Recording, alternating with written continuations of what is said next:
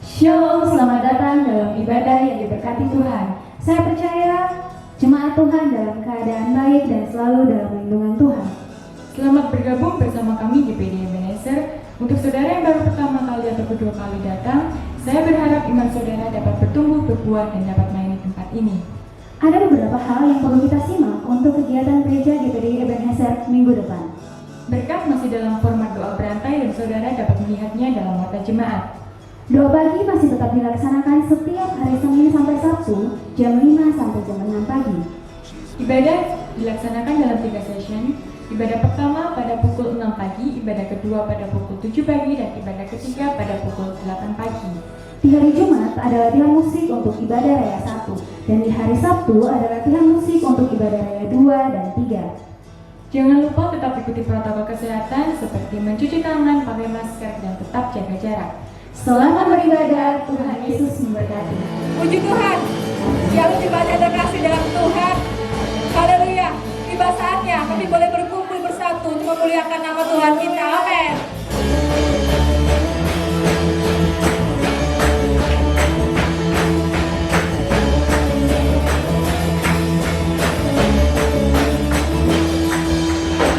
Tiba saatnya kami berkumpul bersatu dari setiap suku dan bangsa, berdiri di hadapan tata anak domba.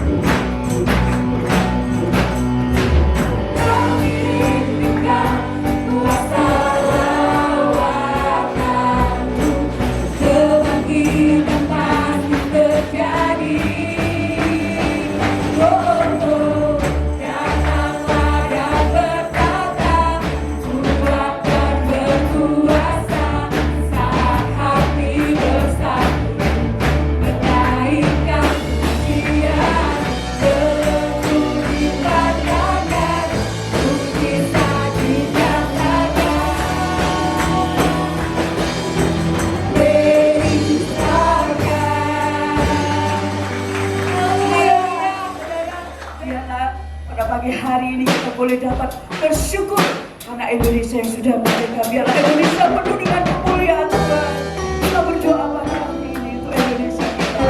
Haleluya.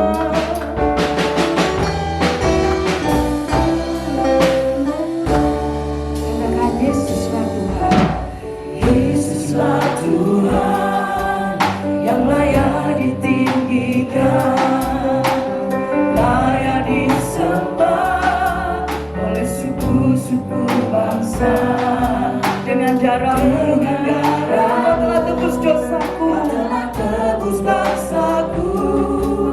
Genapi Tuhan firman-Mu atas negeriku.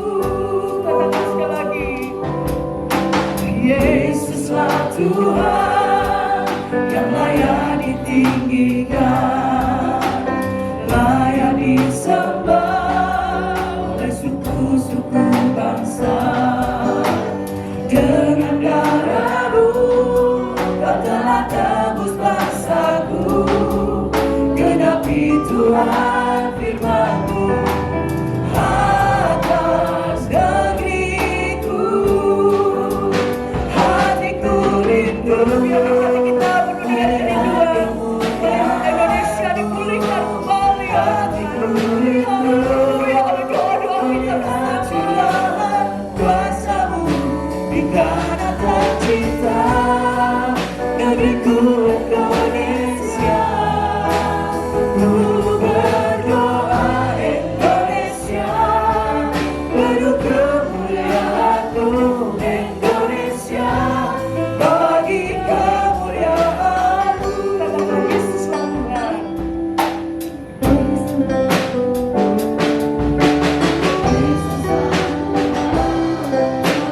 Haleluya. Yesuslah Tuhan yang layak ditinggikan, layak disembah oleh suku-suku bangsa. Dengan darah-Mu, oh terima kasih Tuhan, bangsaku. Genapi Tuhan firman-Mu atas negeriku. Katakan hatiku rindu melihat kemuliaan-Mu. Hatiku rindu melihat curahan kuasa-Mu di tanah tercinta, negeriku Indonesia. Ku berdoa Indonesia, penuh kemuliaan-Mu Indonesia, bagi kemuliaan-Mu. Ya Allahku, nyatakan kemuliaan-Mu. Ya Allahku, nyatakan curahan kuasa-Mu di tanah tercinta, negeriku Indonesia. Ku berdoa Indonesia, penuh kemuliaan-Mu Indonesia, bagi kemuliaan-Mu lagi. Nyatakan kemuliaan-Mu.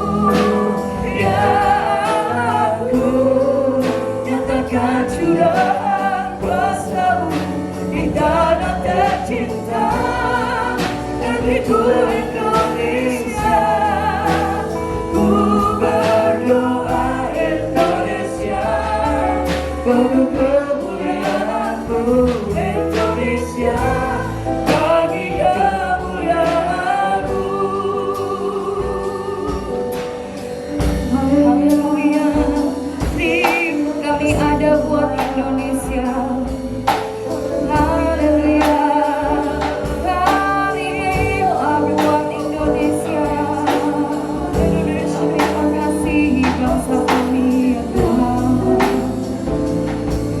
Haleluya. Haleluya. Mari jemaat Tuhan, kita satu hati berdoa buat bangsa kami, bangsa kita. kepada Tuhan. Biarlah Tuhan sendiri yang memulihkan bangsa kita. Biarlah Tuhan sendiri yang menjamah bangsa kita. Indonesia penuh dengan kemuliaan-Mu ya Tuhan. Haleluya. Terima kasih Tuhan. Kami bersyukur.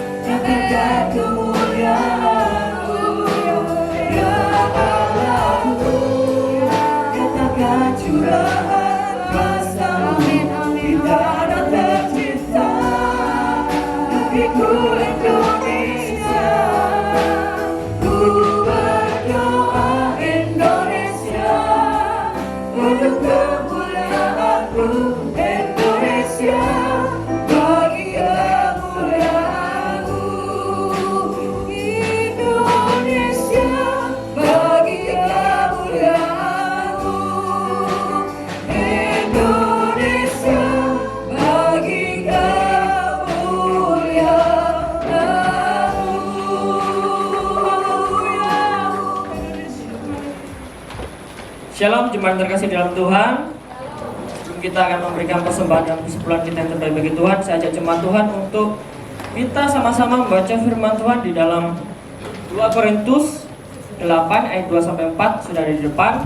Kita mau baca sama-sama dengan suara terdengar. 2, 3. Selagi dicobai dengan berat dalam berbagai penderitaan, sukacita mereka meluap, dan meskipun mereka sangat miskin, namun mereka kaya dalam kemurahan. Ayat 3. Aku bersaksi bahwa mereka telah memberikan menurut kemampuan mereka, bahkan melampaui kemampuan mereka. 4. Dengan kerelaan sendiri mereka meminta dan mendesak kepada kami, supaya mereka juga beroleh kasih karunia untuk mengambil bagian dalam pelayanan kepada orang-orang kudus. Amin.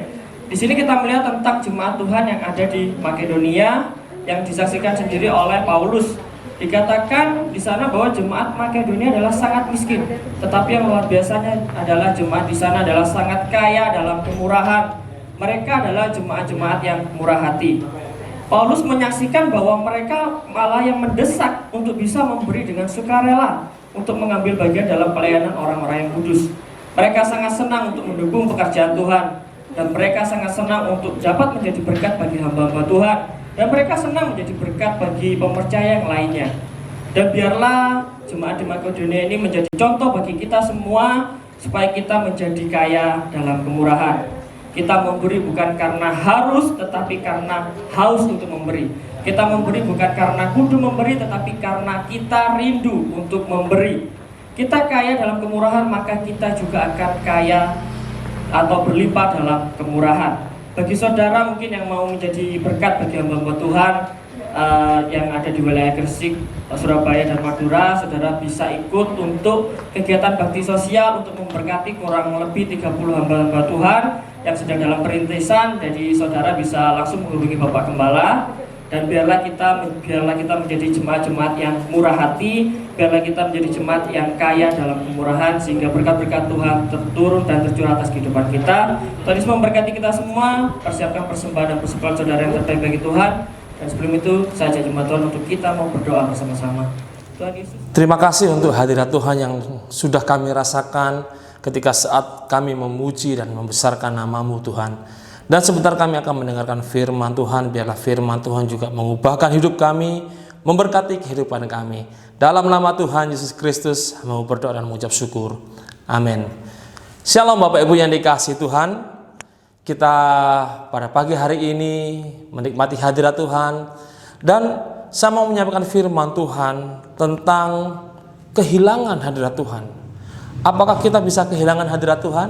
Mari sama-sama kita membaca dan belajar dari firman Tuhan di minggu ini. Saya mengajak kita membaca dalam 1 Samuel pasal 4 ayat yang ke-10.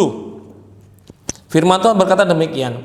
Lalu berperanglah orang Filistin sehingga orang Israel terpukul kalah. Mereka melarikan diri masing-masing ke kemahnya. Amatlah besar kekalahan itu, dari pihak Israel gugur 30.000 orang pasukan berjalan kaki. Apa yang barusan kita baca adalah salah satu peristiwa terburuk yang dialami oleh bangsa Israel, di mana dalam suatu peperangan mereka kehilangan 30.000 pasukan mereka. Dan Alkitab mengatakan ini adalah kekalahan yang amat besar. Mungkin saudara heran, mengapa mereka bisa mengalami kekalahan yang begitu besar? Padahal mereka memiliki Allah yang perkasa. Allah yang dimiliki oleh bangsa Israel itu sangat ditakuti oleh musuh-musuhnya. Di dalam ayat yang ke-8, kalau saudara bisa membaca di situ, siapakah yang dapat menyelamatkan kita dari Allah Israel yang perkasa itu? Dialah Allah yang telah menghajar orang Mesir dengan berbagai malapetaka ketika Israel berada di padang gurun. Ini adalah sebuah pengakuan dari bangsa Filistin tentang Allah Israel.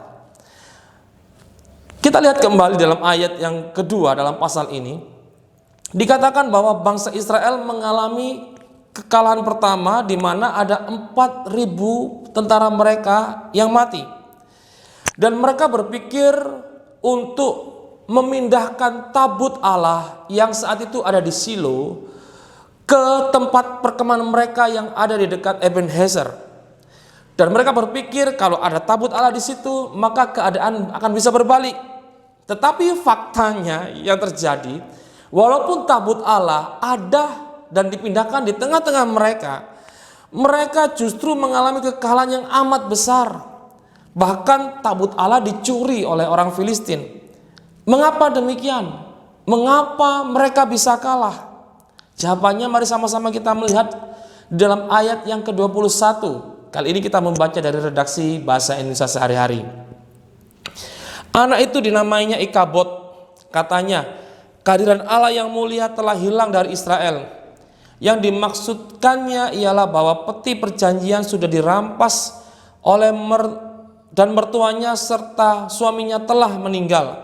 Sebab itu ia berkata, kehadiran Allah yang mulia telah hilang dari Israel karena peti perjanjian Allah sudah dirampas. Saudara lihat di sini, karena kehadiran Allah sudah hilang dari bangsa Israel, maka mereka mengalami kekalahan yang sangat besar.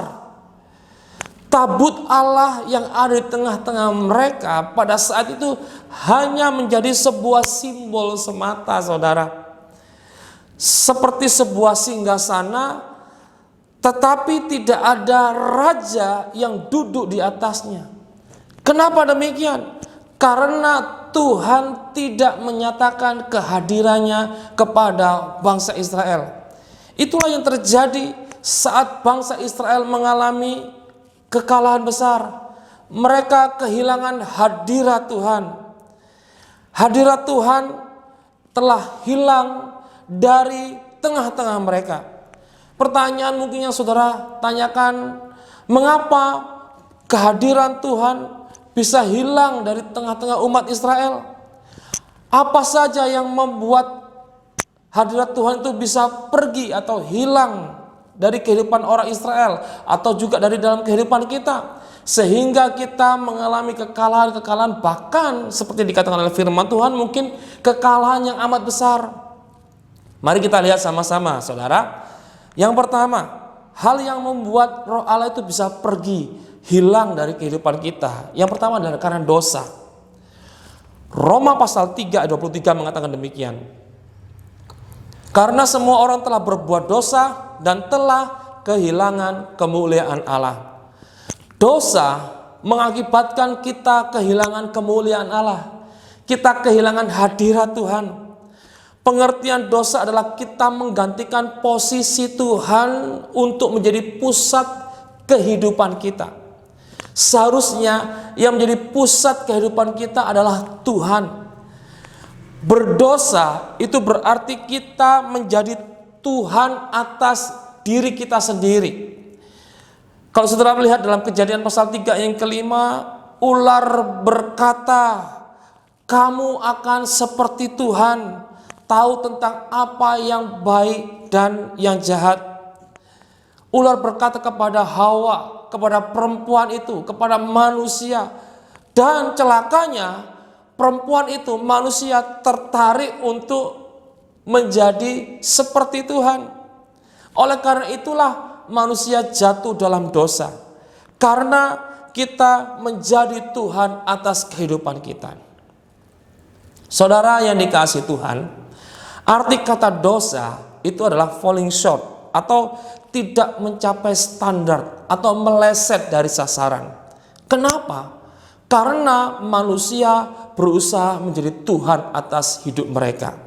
Sehingga standar yang mereka pakai adalah standar mereka sendiri, bukan standar Tuhan. Sehingga kekudusan menurun, standar kekudusan menurun, sehingga standar kebenaran menurun karena standar yang dipakai adalah standar manusia. Oleh sebab itu, saudara yang dikasihi Tuhan, mari kita menjadikan Tuhan sebagai pusat kehidupan kita. Ketika kita menjadikan Tuhan sebagai pusat hidup kita, kita mengutamakan Dia, kita menomorsatukan Dia, maka saya percaya kemuliaan Tuhan akan kembali kepada kita. Ketika hal itu terjadi, hadiratnya akan dinyatakan kembali dalam kehidupan kita, kuasanya dinyatakan kembali dalam kehidupan kita, seperti yang dikatakan Matius 6 ayat 33. Carilah dahulu kerajaan Allah dan kebenarannya, maka semuanya itu akan ditambahkan kepadamu. Ketika kita mengutamakan Tuhan, maka ada kemuliaan Tuhan, ada hadirat Tuhan, ada kuasa Tuhan dinyatakan di dalam kehidupan kita. Hal kedua yang membuat kita kehilangan hadirat Tuhan adalah pelanggaran kita. Pelanggaran seperti apa? Mari kita lihat sama-sama 1 Samuel pasal 16 ayat 14. Roh Tuhan telah meninggalkan Saul dan Tuhan membiarkan roh jahat mengganggu Saul sehingga jiwanya tertekan dan ia selalu ketakutan. Saudara, kalau kita melihat Saul adalah raja yang telah dipilih oleh Tuhan. Tetapi walaupun dia sudah dipilih oleh Tuhan, ada hal yang membuat Tuhan kecewa dalam kehidupannya, yaitu ketidaktaatan Saul. Saul tidak taat, dia melanggar apa yang Tuhan perintahkan. 1 Samuel pasal 13 ayat 13 dikatakan, kata Samuel kepada Saul, perbuatanmu itu bodoh, engkau tidak mengikuti perintah Tuhan Allahmu yang diperintahkannya kepadamu. Saudara, ketika Saul melanggar, tidak taat kepada perintah Tuhan, maka pembelaan Tuhan diangkat daripadanya. Tanpa hadirat Tuhan, dengan mudah sekali jiwa Saul diganggu oleh roh jahat sehingga dia mengalami tekanan dalam jiwanya. Kalau ada orang yang katanya Kristen masih sering diganggu oleh roh jahat, oleh kuasa kegelapan, saudara tahu bisa jadi alasannya adalah karena roh Allah, karena hadirat Tuhan sudah tidak ada lagi dalam kehidupannya. Sehingga jiwanya tertekan, sehingga dia selalu dalam ketakutan, kekhawatiran, dan lain-lainnya. Ketidaktaatan adalah sebuah pelanggaran kepada perintah Tuhan, dan itu mengakibatkan roh Tuhan atau hadirat Tuhan bisa meninggalkan kita. Dan sebagai akibatnya kita akan menjadi bulan-bulanan bagi kuasa jahat. Kita menjadi sasaran empuk bagi mereka, sehingga iblis bisa melakukan apapun yang menurut kehendaknya dalam kehidupan kita. Dia bisa menekan jiwa kita kapan saja. Dia bisa memberikan rasa takut kapan saja kepada kita, khawatir, tidak percaya, dan lain-lain. Itu sebabnya saudara yang dikasihi Tuhan, mari kita belajar berdoa seperti Daud. Dia berdoa kepada Tuhan seperti yang dikatakan dalam Mazmur 51 ayat ke-14.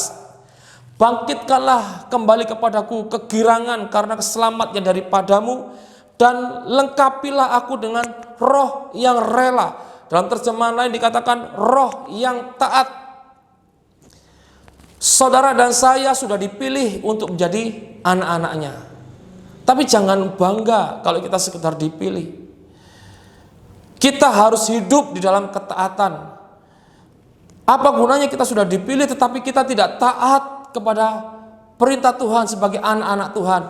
Bisa jadi maka roh Tuhan akan meninggalkan kita. Kita kehilangan hadirat Tuhan.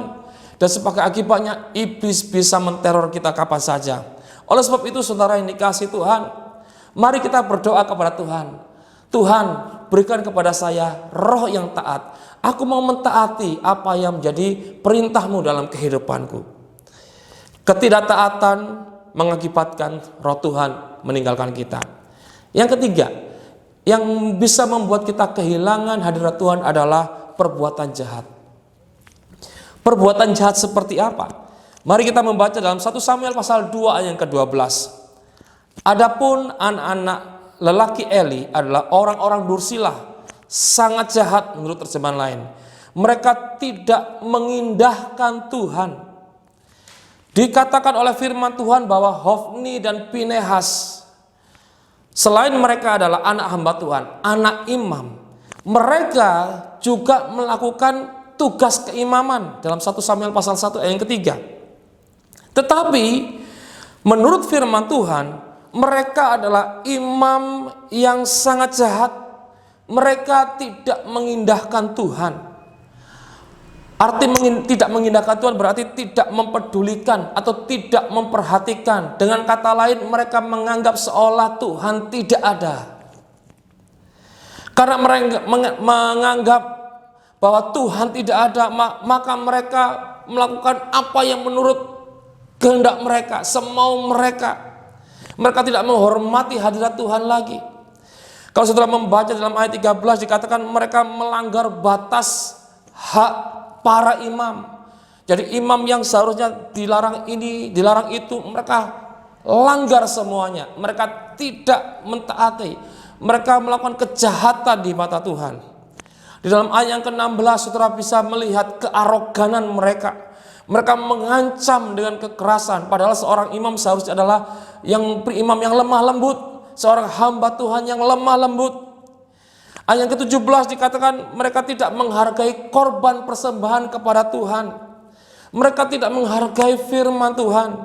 Saudara bisa bayangkan, mereka seorang imam ketika mereka berdoa, memimpin umat berdoa, memimpin umat menyembah. Tetapi pertanyaannya, mereka berdoa kepada siapa? Mereka menyembah kepada siapa? Karena firman Tuhan mencatat mereka tidak mengindahkan Tuhan. Mereka sangat jahat dan dikatakan dosa mereka sudah sangat besar di hadapan Tuhan. Menarik saudara. Di dalam 1 Samuel pasal 4 ayat yang keempat, kita membaca dari redaksi bahasa Indonesia sehari-hari, dikatakan, lalu mereka mengutus orang ke Silo untuk mengambil peti perjanjian Tuhan yang merupakan tahta Tuhan yang Maha Kuasa. Kedua anak Eli, Hofni dan Pinehas mengiringi peti perjanjian itu. Ketika bangsa Israel mengalami kekalahan pertama mereka di mana ada 400 prajurit mereka yang gugur, mereka berinisiatif untuk memindahkan tabut perjanjian dari Silo ke Ebenezer di mana mereka berkemah. Dan saudara melihat di sini bahwa dua imam yang jahat ini mengiringi pemindahan tabut Allah dari Silo ke Ebenezer. Mereka masih berpikir bahwa dengan adanya tabut Allah yang adalah tahta Tuhan, maka di situ pasti ada Tuhan yang akan membela mereka, yang akan menolong mereka. Tetapi ada sebuah pelajaran yang perlu kita perhatikan di sini. Kita membaca dalam 1 Samuel pasal 4 ayat 5 sampai 8. Segera sesudah tabut perjanjian Tuhan sampai ke perkemahan, bersoraklah seluruh orang Israel dengan nyaring sehingga bumi bergetar. Dan orang Filistin yang mendengar bunyi sorak itu berkata, apakah bunyi sorak yang nyaring di perkemahan orang Ibrani itu? Ketika diketahui mereka bahwa tabut Tuhan telah sampai ke perkemahan itu, ketakutanlah orang Filistin, sebab kata mereka, Allah mereka telah datang ke perkemahan itu, dan mereka berkata, celakalah kita, sebab seperti itu belum pernah terjadi dahulu. Celakalah kita, siapakah yang menolong kita dari tangan Allah yang maha dahsyat ini?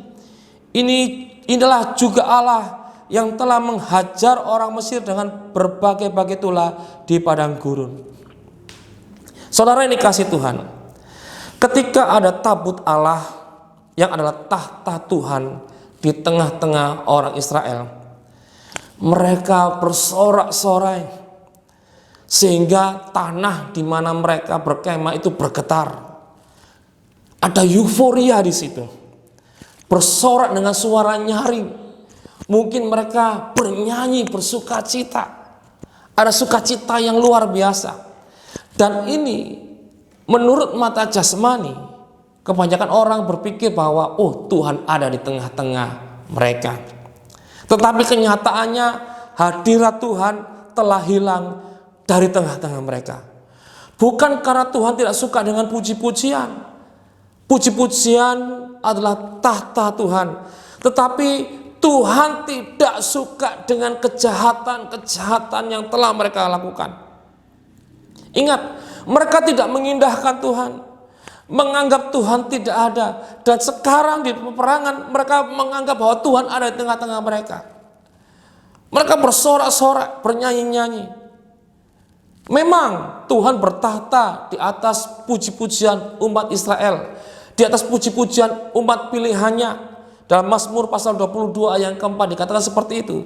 Tetapi pertanyaannya, umat yang seperti apa? Umat pilihan yang seperti apa? Kita lihat Mazmur pasal 24 ayat yang ketiga sampai yang kelima. Siapakah yang boleh naik ke atas gunung Tuhan? Siapakah yang boleh berdiri di tempatnya yang kudus? Orang yang bersih tangannya dan murni hatinya, yang tidak menyerahkan dirinya kepada penipuan dan yang tidak bersumpah palsu. Dialah yang akan menerima berkat dari Tuhan dan keadilan dari Allah yang menyelamatkan dia. Saudara yang dikasih Tuhan, jadilah umat pilihan Tuhan yang hidup dalam takut akan Tuhan.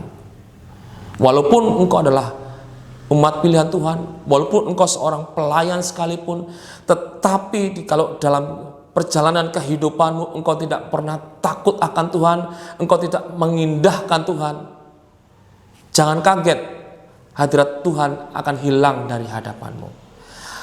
Engkau akan kehilangan roh Tuhan, karena roh Tuhan pergi dari dalam dirimu.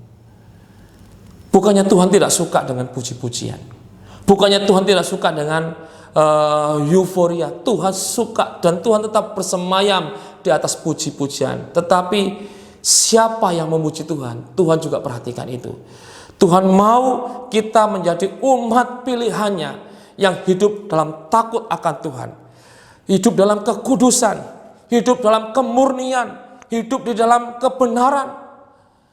Tuhan mau kita meninggalkan segala kejahatan kita, sehingga kita bisa berdiri di hadapannya, kita bisa bernyanyi, kita bisa bersorak-sorai, dan Tuhan menyatakan kuasanya dalam kehidupan kita.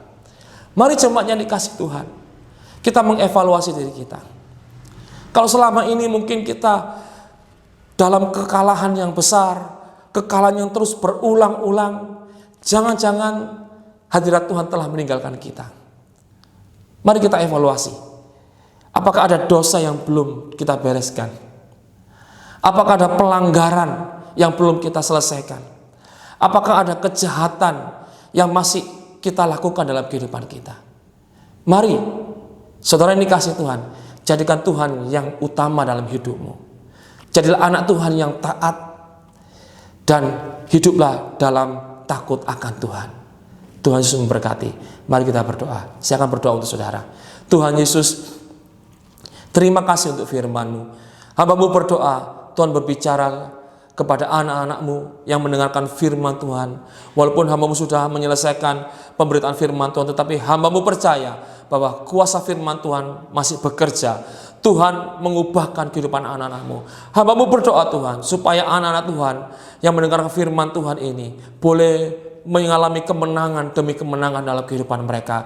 Karena Tuhan tidak meninggalkan mereka. Hadirat Tuhan selalu ada pada mereka. Karena mereka mengutamakan Tuhan. Mereka hidup dalam ketaatan. Dan mereka menjauhi kejahatan. Berkatilah anak-anak-Mu ya Tuhan. Berkatilah para pendengar firman Tuhan pada pagi hari ini.